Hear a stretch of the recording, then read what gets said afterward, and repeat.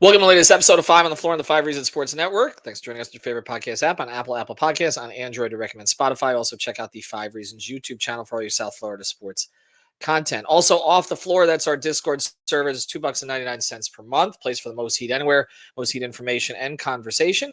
It's Off the Floor. Again, you can find 10 different channels, plus the stage shows, lots of inside information. We give you stuff there first before you get it anywhere else. We take everything good from Twitter and we put it there. So check it out. If you're not there, you're missing something. It's Off the Floor. Join and then go straight to the main thing channel and just jump on the moving train. Also, check out Prize Picks. Use the code 5 FIVE. Put down your $5. You get $50 to play in lineups. Okay, they'll be posted right there on the Explore page. If you see another code there, delete it. Enter ours. We're not trying to do anything to anybody else. It's just that ours is better, and you can help us out. So use the code FIVE or just use the link in the description. It'll take you right there. Legal in the state of Florida. Our daily fantasy partner. It's PrizePicks.com. And now today's episode. Uh-oh. Yeah. It's Mercy. Music by Mercy again.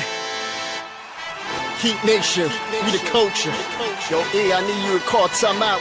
Need Brady to set the floor plan. Tropical blanket. Open for the shot. Yo, Greg, set the pick. Still 5 on the floor, still ride for my dog. Still battle on the court, still survive in the war. Keep your eye on the ball, or get burned from the keep this mic off the wall without turning the cheek. From night to day, no sleepy paths or allowed to mornings. The nut is sleeping us, never catch us snoring. Live from Miami, report in the heat with 5 Reasons Sports from the courts to the streets. Dang, Wake County, Heat Nation, we say it proudly.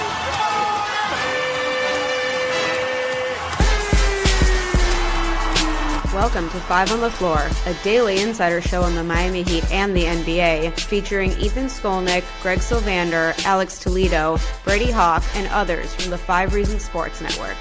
Also, make sure to subscribe to Off the Floor for the most heat anywhere.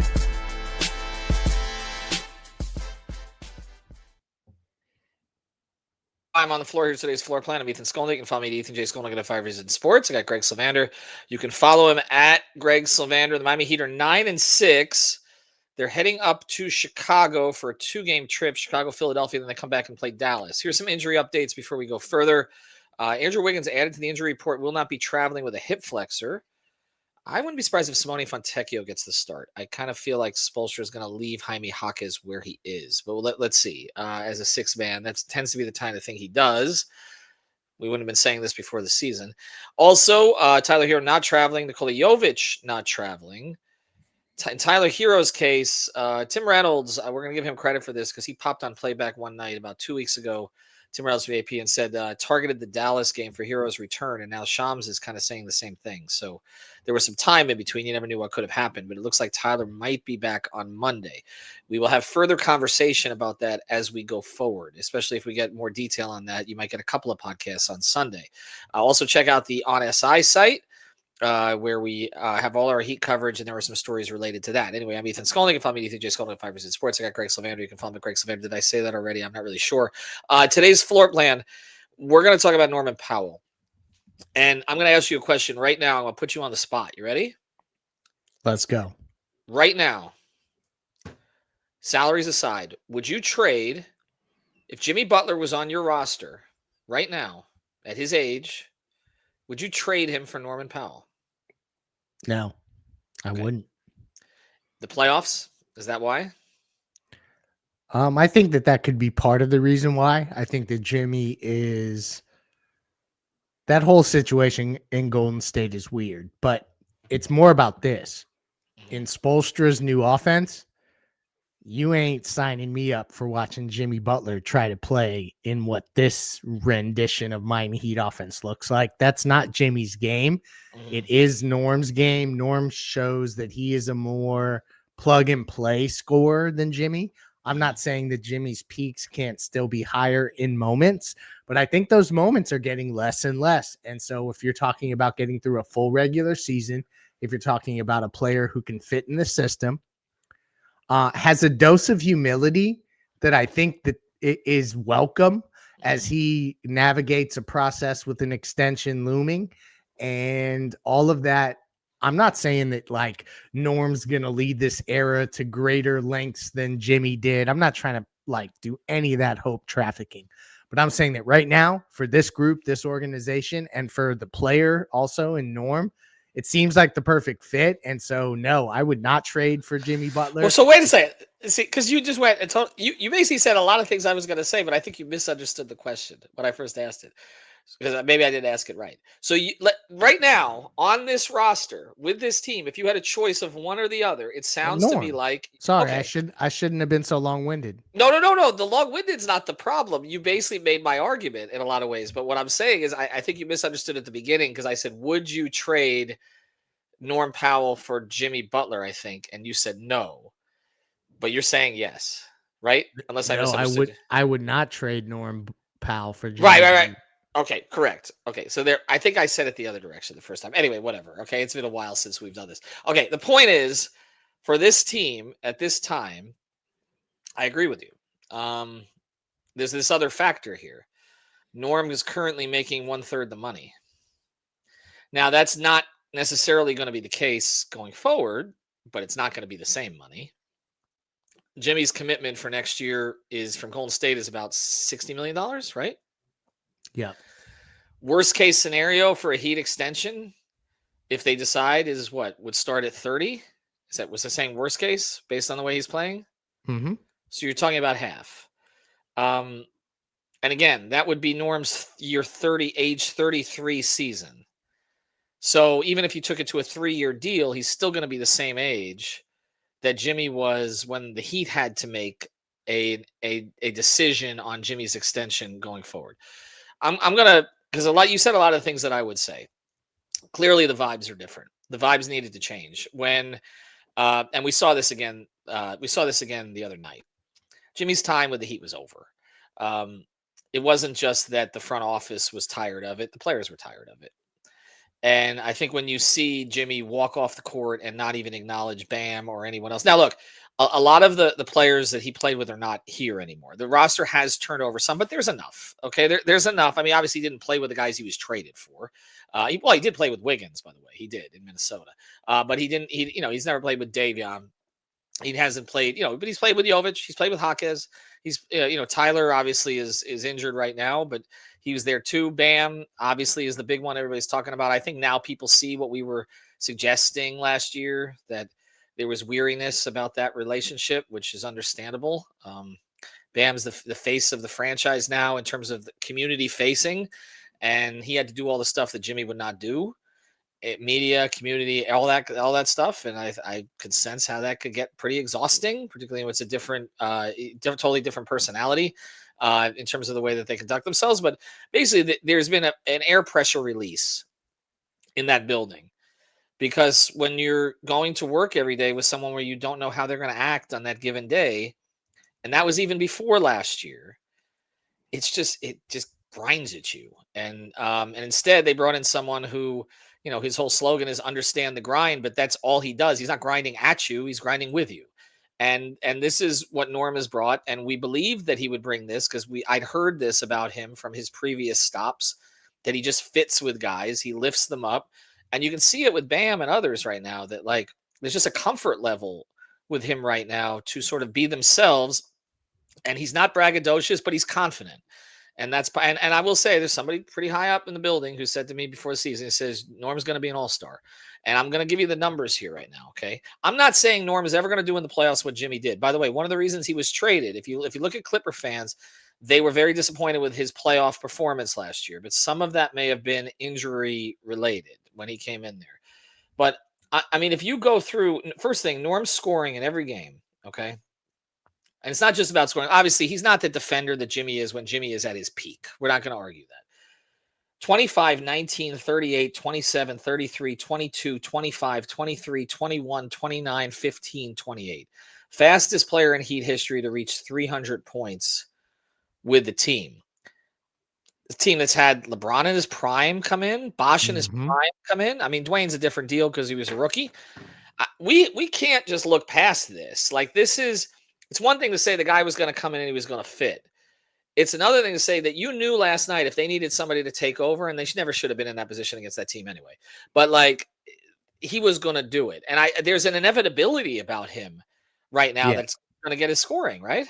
He's at a degree of prolific scoring that I think even the most optimist Norm Powell Miami Heat fans couldn't have predicted. 25 a game. I think that it's sustainable too. That's what's crazy because they're scoring at the clip that they are.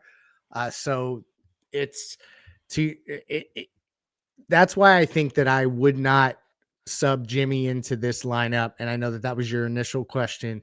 It just Norm fits so seamlessly, and he's willing to play in an offense where if you don't have that first drive, you pass it to the next player and you keep it moving. And that was the kind of stuff like Jimmy Butler instead talked about wanting to like having to stand in the corner.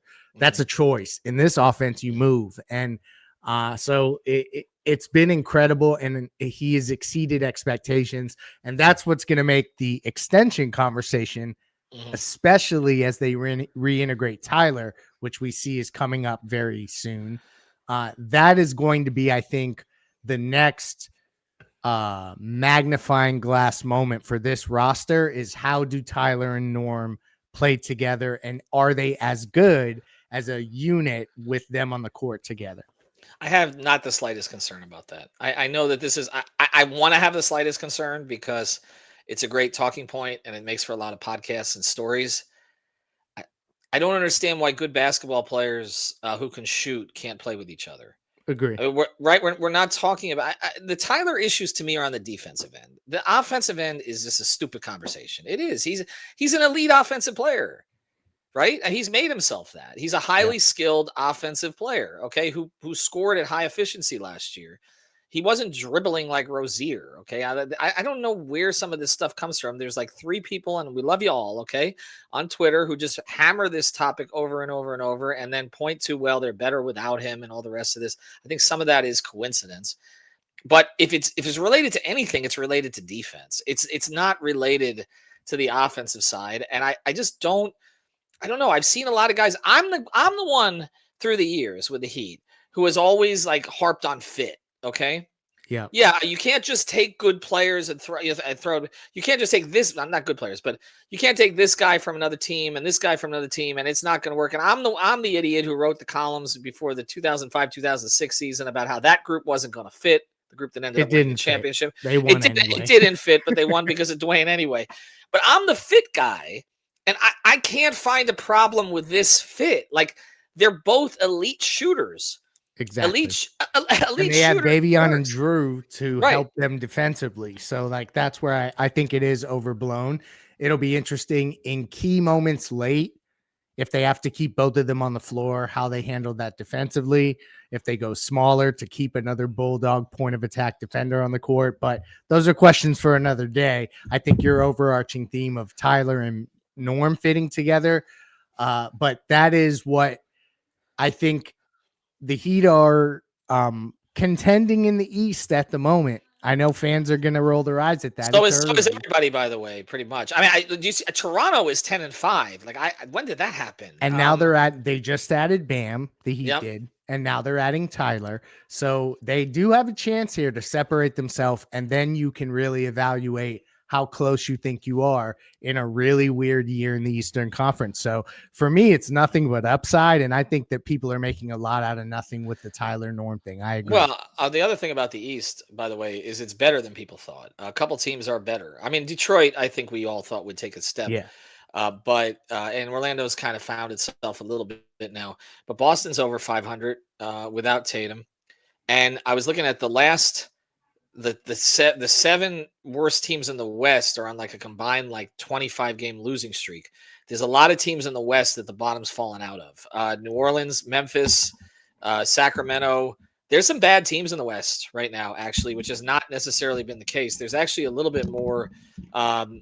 There's a little bit more hope for some in the East, except Indiana is the one that I thought might be able to hold it together, but the injuries just became too ridiculous in terms of what they're dealing with. But we knew Charlotte would be bad. We knew Washington would be bad. They are bad. We knew Brooklyn would be bad. They are bad. But Miami is right here in the mix. Like you said, they're getting Tyler back. They've gotten Bam back. Norm fits perfectly. The Knicks, they've beaten the Knicks 2 out of 3. Okay. Right. So I mean, that's one of the teams they got to get to. They beat Cleveland when Cleveland was healthy. They didn't beat Cleveland when Cleveland wasn't healthy. But again, these are the two flashpoint teams. The other one was Orlando, and they took Orlando to the last minute, couldn't get a defensive rebound. So they've played with all of these teams. That's now we haven't seen Detroit yet, but they've played with all those teams that were projected to be kind of in that 1-5, 1-6 space. We haven't seen Milwaukee yet either. They've been better in Chicago's some been ways. better, and we'll see them. Chicago's been better. We'll see them. And Milwaukee is interesting because I didn't expect them to be good at all other than Giannis, but actually that front court of Turner, Giannis, and Kuzma has a really, really strong net rating, which is a stunner to me, actually. I still think it's Giannis related, but there's other podcasts we can do about whether or not this is a year that the Heat go for that tipping point trade. Agree. And AD is one of those guys that we may have a discussion about, but and Alex and I already did some of this. We could do more of it, but on the other side is I want to get back to Norm because I think we do need to talk future here a little bit and what needs to be seen for them to stick with this, and whether or not his game will age better than Jimmy Butler's, which is an interesting question, I think. So anyway, you and I are on the same page on this. I think I framed the question incorrectly, and so a no was a yes, and a yes was a no, and a no was a yes, and all that good stuff. All right, do want to tell you about a great sponsor, the 5 Reasons Sports Network. 5 on the floor here as well. Our friends over at Cash App. You got to say yes to Cash App. Why? Because you got to protect your money. Cash App is more than just a safe way to send and receive money. With the Cash App card, you got to get the card. You can get tons of perks without hidden fees. Think early access to concert pre-sales, Kendrick Lamar, Sabrina Carpenter, Billie Eilish, whatever you want to get, they've got them on there. And make sure you have the Cash App card for discounts on everyday purchases at brands you're probably already spending money on. It also helps keep your money safe by automatically flagging suspicious transactions and letting you lock your card instantly if it's ever lost or stolen. Everybody here on the podcast has Cash App. It's one of the ways that we send money to each other. And for a limited time, you can get a deal. You can send money to someone else. New Cash App customers, this is not the card, but this is just going on a Cash App, downloading the app, can earn $10 if they use the code CashApp10. That's a new code, CashApp10, in their profile at sign up, and send $5 to a friend within 14 days. Terms apply. Cash App is a financial services platform, not a bank. Banking services provided by Cash App's bank partners. Prepaid debit cards issued by Sutton Bank, member FDIC. Discounts and promotions provided by Cash App, a Block Inc. brand. Visit cash.app/legal/podcast for full disclosures.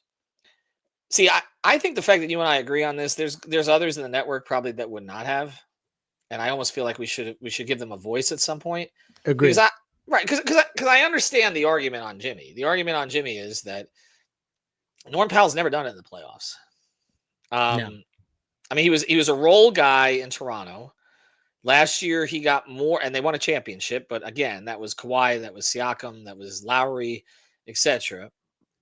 He was in Portland. They didn't really win anything when he was out there. The Clippers, he got his biggest role last year, but then, like I said, he got hurt with about 20 games left, and it was mostly on Harden and Kawhi in the postseason.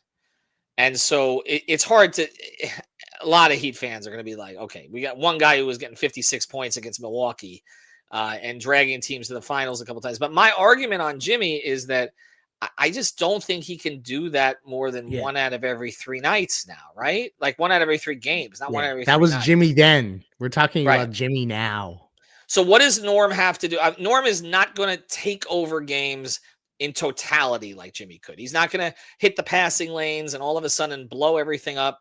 In addition to slowing the game down and getting to the line for 17 free throws in the fourth quarter or any. Norm is not going to do any of that. What does he have to do to replicate some of the impact that Jimmy had in those postseason scenarios? Is it just getting a consistent 23 to 25 on high efficiency? I mean, or is there another level here? It's being a star in his role as a scorer. And if they can just every single night count on him getting, like you said, 23 to 25, but let's just say get to his average and his average stays around where it is today. Like to me, this is a team that is going to have to be greater than the sum of its parts, and his role is to score. They're trying to play faster. He needs to lean into that as much as possible. That's what's successful. We're going to see postseason wise, like one, I think it's a long season, but also they're going to have to figure out, like, as the game really slows down late in the fourth quarter, what kind is it really that they're going to just lean on Spo and Chris Quinn drawing up magic at the end of games for Wiggins lobs? I don't think so. They're going to have to go to stuff and be comfortable going to it over and over again late in games, in postseason games that are not going to be up and down, I don't think. So we'll see what that all That's the looks problem. like. And that, like, maybe that's what they're going to ask of Norm, is to be even better in isolation than he's been before. But to me, if they can just count on him to score, the other stuff that Jimmy brought, they're going to get that from other players on the roster, because that's just how this is now coming together. So to me, like, that's be a star in your scoring role. I just wonder, we get to the last 6 minutes of games, and we saw it against, again, an very understaffed team that came in here with Golden State, with no Curry, no Butler, no Draymond, and no others, Kuminga, etc. That Norm was able to do that kind of thing. I'm with you. In the postseason, the pace is going too slow. There's no question about that. It's just that's one of the big questions we're going to have to dive into here with Brady and with Alex, is how can they continue to push the pace in the postseason when teams are prepped for it, when you're playing them night after night after night, when the officials are calling games differently. That is going to be difficult. There's going to be a transition. And we've seen some teams that like to run, and then they get to the first round and they stop running, and then all of a sudden it looks all cluttered. Okay. And they're going to have to figure it out. We even saw Spo went to a few more pick and rolls in this last game. Like, there's going to have to be some adjustment to get things going there. I still think in the postseason, ultimately, it comes down into, in those last 6 minutes, can a guy get a look? Can a guy get a look? Okay, can a guy get to the line? And I until we see it with Norm in the regular season, we're seeing some of it. I think the combination of him and Hero being able to play off of each other and sort of take turns, but also complement each other and boost each other up. I do think, like, to me, that's why Hero coming back is so important.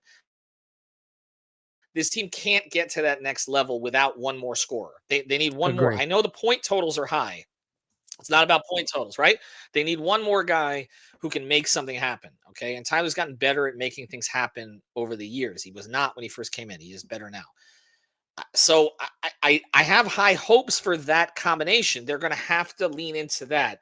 But ultimately, sometimes it just does come down to Cade Cunningham at this point of his career is going to find a way to get a look. Okay. And I just wonder if you're going sort of band for band. Okay. As they say, if it's enough to have bands from Hero and Powell together in combination with Bam, Wiggins as a relief option, Jaquez, we're going to have to talk about how that fits with Hero. It's fit with Powell. So there's a lot of stuff that's interesting here. But Norm, if we're going to go back to this original conversation, there's no question Norm's better for the locker room than Jimmy is right now. That's not even questionable. Okay. Is he better in the moments that matter at their stages of both their stages of their careers? Also, while accounting for the fact that in addition to Norm, who was gotten in part, Greg, for that Kyle Anderson piece of part of it, they basically got, for Jimmy Butler and Kevin Love, they got Norm, Kasparis, Davion, and Wiggins. So when you add all of that together, you say, yes, you make that trade again. But when we're just talking about Butler and Powell, that's where we're at. Where do you think that goes at the end of the season? And if they haven't extended him by the end of the season, I guess that would be what you're waiting for, right? Yeah. And I think there's going to be people who listen to us have this conversation and say, you want Jimmy Butler for the playoffs, but Norm is going to get this particular Heat team to the playoffs in a way that Jimmy Butler in the regular season would not have gotten them to the playoffs. So, like, that also needs to be taken into consideration. For me, that's what's going to be the next flashpoint, is to understand if this is actually a group that can make noise in the playoffs. And we'll just see if they keep stacking up against these teams. They don't have a Cade. They're going to have to do it by committee, but that's how they built. And they've hopefully built an offense where, as they've plugged and played different players, which they've done already, they've kept the pace up. And so Jimmy would have never signed up for any of that if we're going back to the original question. And that's why Norm is a player that, as he heads toward an extension, if this is a model that they're going to commit to, I think that also helps. It's so funny because if he had signed up for it, he would have been great in it because he's such a high IQ player. Yeah. And Instincts. And Golden State does run some stuff, obviously. Well, I mean, Kerr has always used a lot of read and react kind of stuff.